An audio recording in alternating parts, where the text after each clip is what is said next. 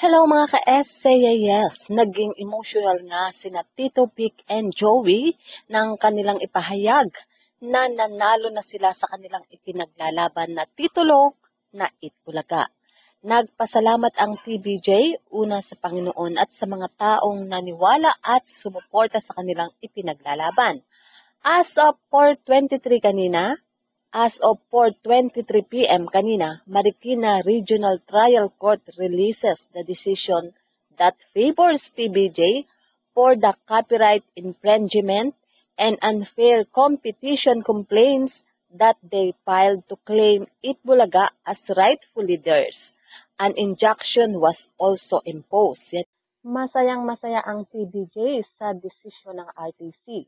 Panalo sila sa kanilang ipinaglaban na talagang sila ang nagmamay-ari ng titulong Itbulaga. Kaya naman, ganun na lang ang pasasalamat nila sa lahat ng sumama sa kanilang laban.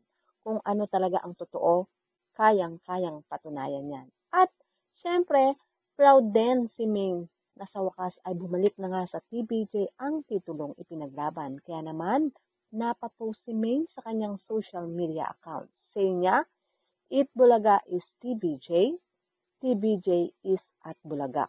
At syempre, ang hashtag na TBJ on TB5 at It nasa TB5.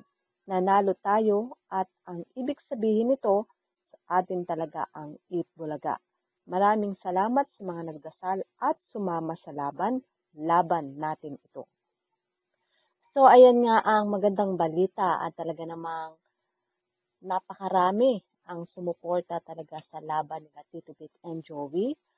Ang lahat ng mga legit Dabber Cats. At yun nga, bukas, abangan natin kung meron niyang pasabo ang TBJ sa kanilang programa na E80 or gagamitin na nila ang titulong Itbulaga. So mga ka-SCAS, yan nga po ang ating balitaan. At kung inyong naibigan, put your comment down below. At syempre, huwag kakalimutan mag-like.